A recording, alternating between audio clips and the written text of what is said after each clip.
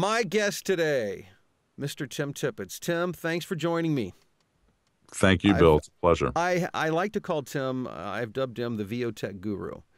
And I'll tell you why, because he is my VO Tech guru. When I need help, when I need advice on my studio, on getting, maximizing it, getting it as good as it can be, getting the right sound, Tim's the guy that I ask for input and to listen and give me feedback, and not because he's just some guy off the street. Obviously, I trust Tim for a reason, and the reason is Tim has a very extensive background in recording, and I'm sure a movie could be made about your life, Tim. You've done a lot of stuff over the years. Maybe a very short movie, but yeah. But I mean, you started at a very young age, like age 14, if I'm not mistaken, as a musician, singer in Los Angeles, doing studio work. Not only as a musician/singer, but also in the production side of things. And you were a producer. I know at one point you were a producer for Herbie Hancock. Anything else you want to fill me in on there? I mean, I know you've done a lot when it comes to studio work. I didn't produce Herbie Hancock, but you worked for him. I worked for him, recreating hit songs to teach people from scratch. So all the instruments, the vocals, I had to do all of the various voices.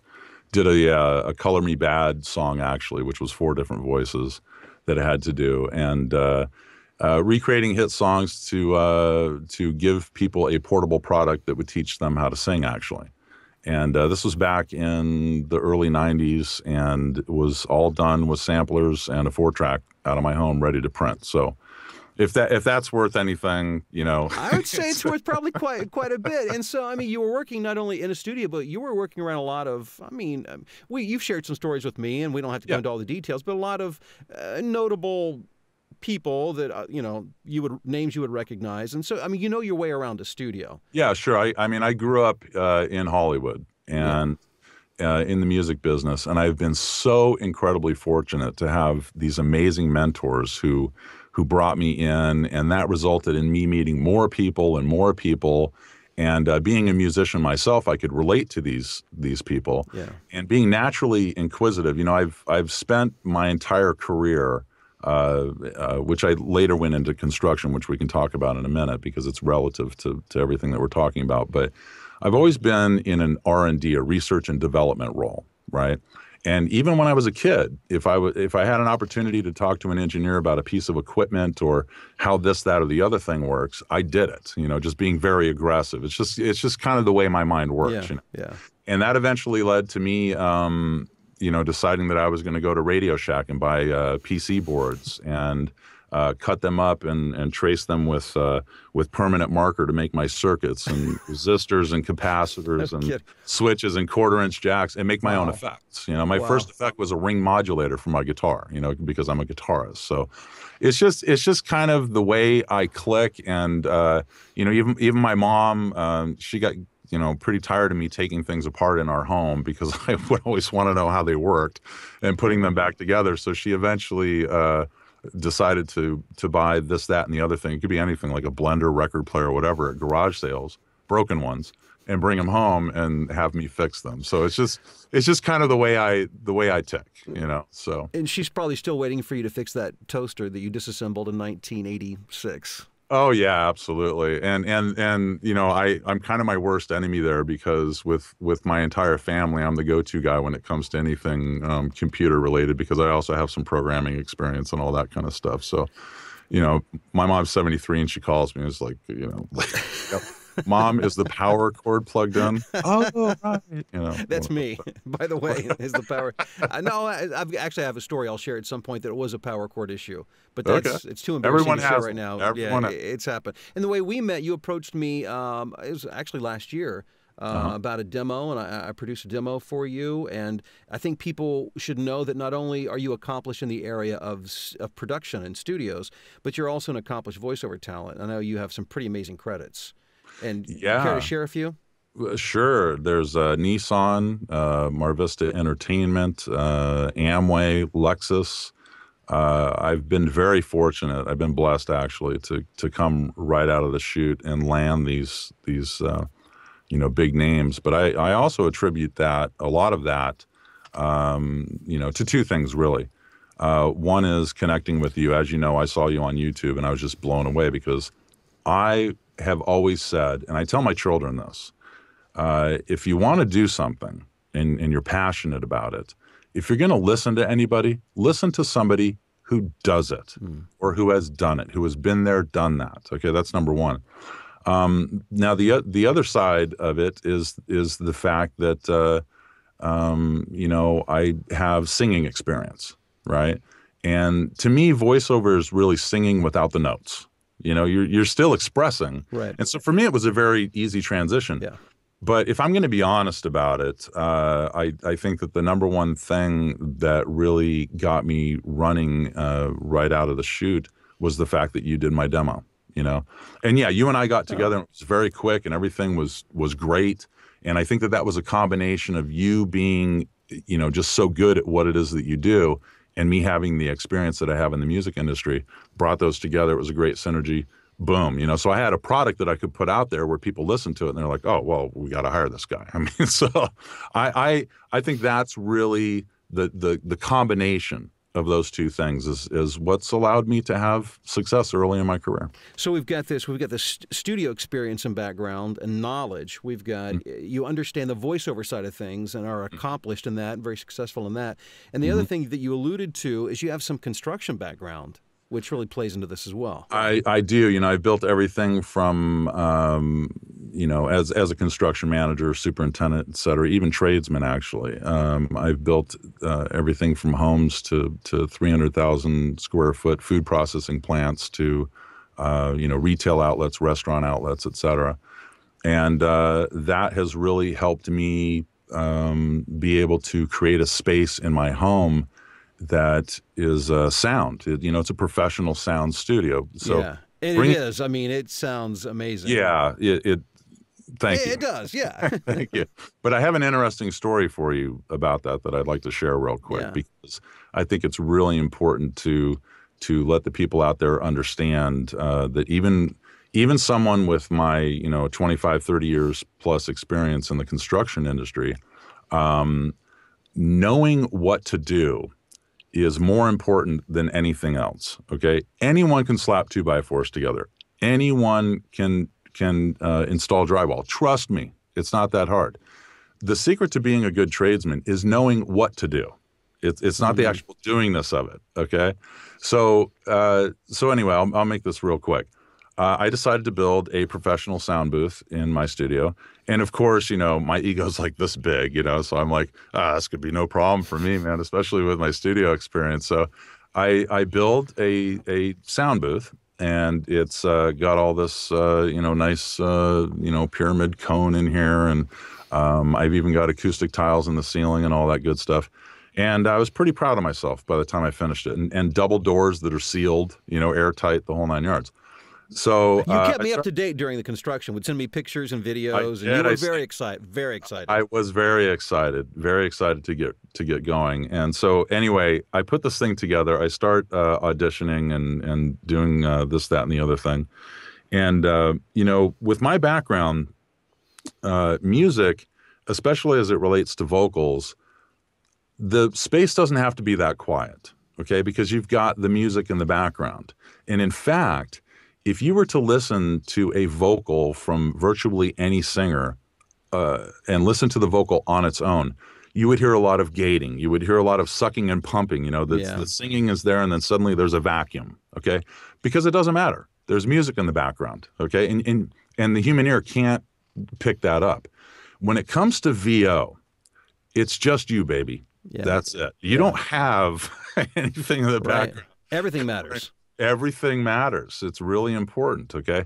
That's not to say that you can't get rolling and get started and not have to have the greatest booth in the world or the greatest mic and all of that. I don't want to give people that impression, because that's not true. And after all, Bill, you started with a $100 mic, a $100 that's a mic. Yeah, it was on the cheap for sure. And a closet. Yeah, and you made it happen. Look at you now, okay? So but the point is that I finished this booth, and while I'm recording, I'm hearing all sorts of low frequency in my signals, stuff that I can't figure out. What is it? Is it my kids upstairs dancing, or what's going on here? So I live probably half a block away from a fairly busy intersection where the cross section has some swales in it. And as a result of that, these 18-wheelers that come by, it's just this do-do, do-do, do-do type of. Oh, man. Yeah. And so I eventually, got into understanding what that's all about. Being an R&D guy, I want to know the answer and I'm going to figure it out, right? That's kind of my mentality. So I eventually realized that low frequencies pass through structure and over distances much further than high frequencies do. Right.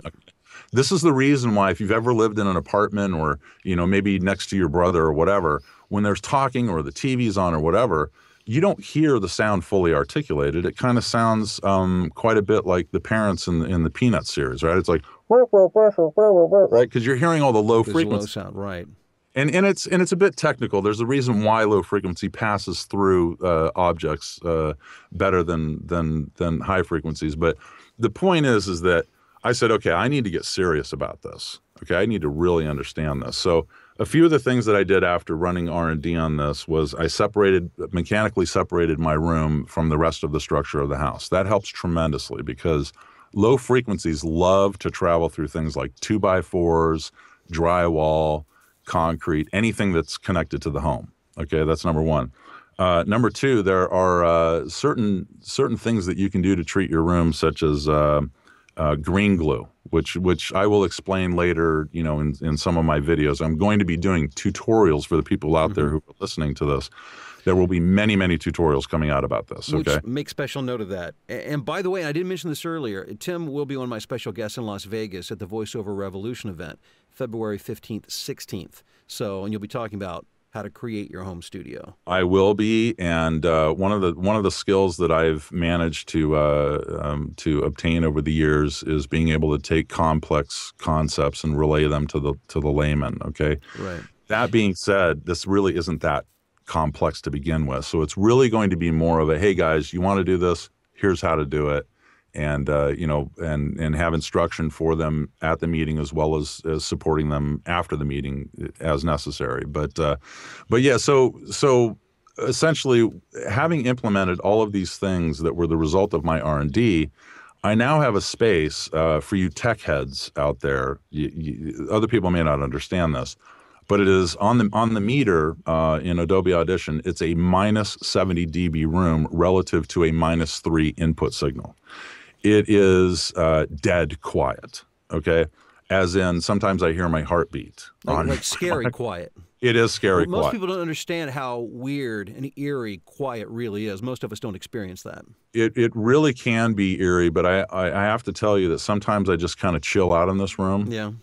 And I don't often feel like screaming, but when I do, I come down into this room, and I usually get the raised eyebrows from everybody that I tell, hey, if you wanted to kill somebody, do it in my basement because no one's going to hear it, But look, if it's actually really simple. If you're willing to invest a little money. And when I say little, we're for my booth with labor, since I did the labor myself, the materials were probably somewhere in the neighborhood of about $1,300 to $1,500. It's not a bank-breaking investment. Speaking of investments, with all of the equipment that I have in here, everything, including the room, I'm in this thing for $4,000 or $5,000, and I have a top-of-the-line studio. I mean, everything that comes out of here. In fact, even if I don't land a gig, I often will get a comment from a producer that said, hey, you're not quite right for this role. We really loved what we heard, but the audio was absolutely pristine, and we want to let you know that you are definitely on our short list. And it's preparing and taking the steps necessary to put yourself in a position. We've talked about this before. It's kind of like the golf swing. The more swing thoughts that you have, the worse off you're going to be because you're competing against yourself, right? That's what golf is really all about. And having a really sound space, that removes one more thing that you need to worry about. It's a big thing. It's not it's a a little thing. huge thing. It's a huge thing. I'll tell you a really quick story. I recently had a talent who reached out to me, bless her heart. She's just a fantastic lady and very talented, but she's never worked outside of a professional studio with an engineer. So she lands this gig with, she's going to do it in her home studio.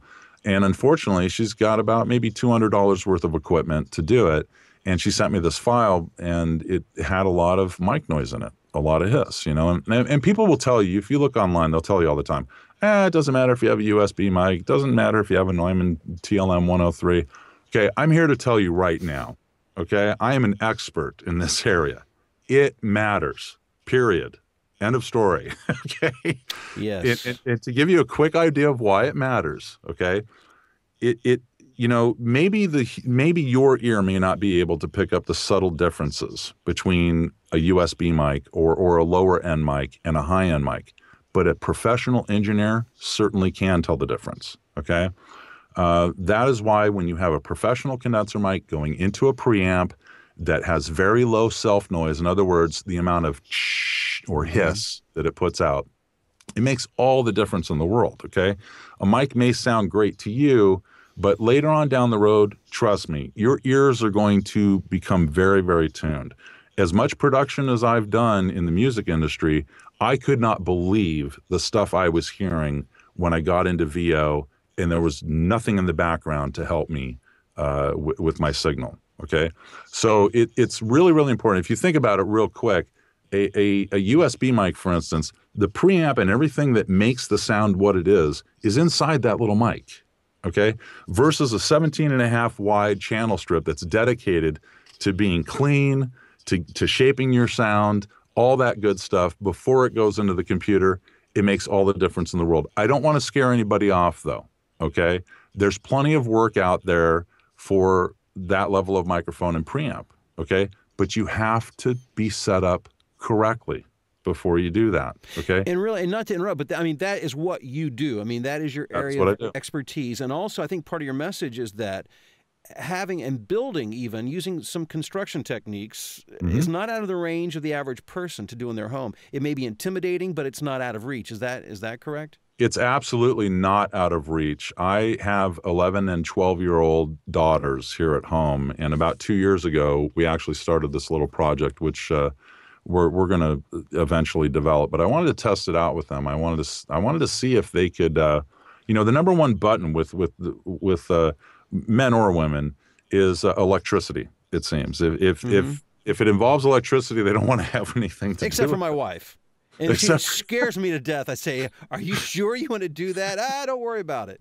But so she's okay the average with it. person wouldn't. Yeah. But yeah, no, she's a rarity, believe me, because that she is. I have tried to tell, my friends have told me, hey man, this outlet is out, and I'll talk to them on the phone. I'll say, okay, go turn the breaker off. All right.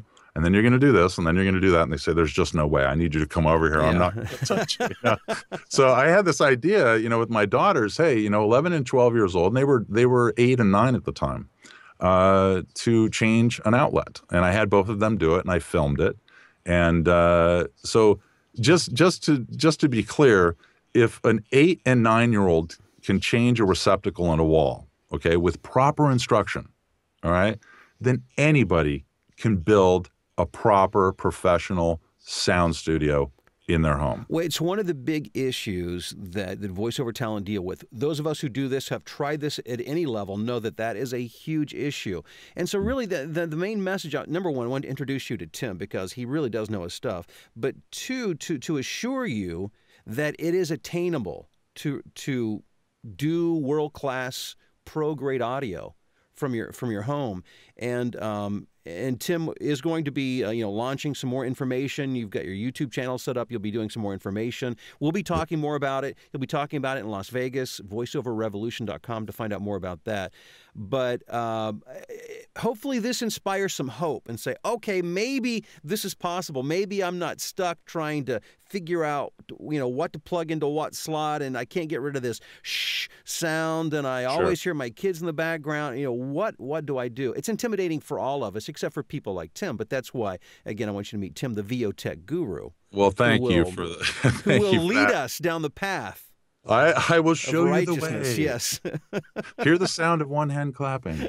But seriously, guys, for those of you who are listening out there, I'm not only going to talk about constructability of a space, and we're going to allot an amount of time for you guys to ask as many questions as you can within the allotted time that Mr. DeWeese allows me. But I want people out there to know that as it relates to not only constructability and the what's and how's and all that, but we're also going to talk a bit about the signal chain, okay, which is essentially the pathway from your microphone into your computer and everything in between. So we're going to get into that as well, because I really feel strongly that as good as your space might be, if you don't understand that part of it, then it really doesn't do you a whole lot of good. But the message is, guys, the event in Vegas, if you're struggling with this, if it's something that you really don't understand, and you would like to understand, this is your opportunity to come and learn what it is that you need to know to make it happen for yourself. And the basic message is the cavalry is on the way. Okay. True. Finally. Don't worry about it. We're going to give you the answers. It's going to be great. It's going to be a lot of fun. I'm really anxious and just really pleased and honored that you invited me to the event, by the way, Bill. I think it's... I'm excited. I'm very excited about it. And, you know, the way this business industry operates now is that we're basically essentially on an island, each of us kind of by ourselves, and nobody knows everything. None of us knows every aspect. You don't know everything. I don't know everything. So, nobody does. So we look to people who know certain things, and Yep. you are a guy who has that expertise and knowledge, and I don't know anybody more qualified to help people like us get the kind of studio space and sound that we need to be as competitive as possible. So I'm really excited to not only know you and have you as a friend, but to be able to share, help to create a platform for you to share that information. And I cannot wait for Las Vegas. Ditto, Bill. That's going to be awesome. It's going to be really cool, man. It's going to be, you know what? Where else in Vegas can you go where you're guaranteed not to lose? There's the tagline. I wish I had thought of that. This is the event. Well, be prepared to hear more from the VO Tech guru, Tim Tippets. And Tim, it's been a real pleasure to talk with you. Just good stuff. Thank you very much. Real pleasure as well. And again, I really appreciate you giving me the opportunity to talk to all the folks out there. And we will see you in Vegas, February 15th and 16th. It's going to be an awesome, awesome event. And sign up. Get there, man. Make it happen.